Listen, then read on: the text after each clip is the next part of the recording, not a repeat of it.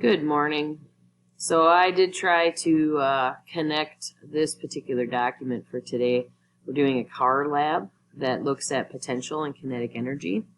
And I tried to connect that through Google Doc app in Schoology just like I did for other classes, but for some reason it's not recognizing this particular document. So another technology snafu. So today what I recommend you do is to download it and then type in, and then you'll have to save it and then submit it to this car lab turn-in here. If you are having troubles with submitting it or uploading it, you can always go into the create and portion of it and put your words in there. Or you can, if all else fails, you can turn it into my Gmail account at sfritz7833@gmail.com. So it'll be sfritz7833@gmail.com. So when you open this, make sure you download it up here, and so that you can edit it.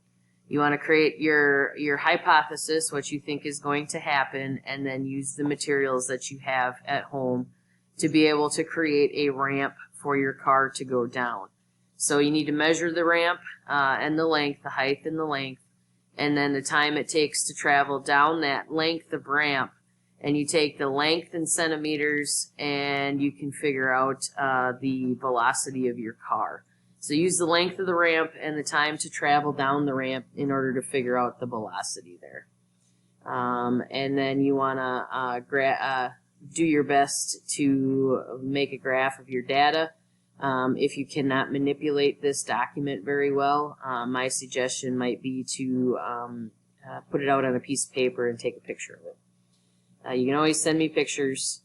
You can always send it in whatever format it is that you need to do it, because I understand that technology is fantastic when it works, but it is not when it doesn't. So you feel free to make sure that you submit it in any format that you find easy enough for you.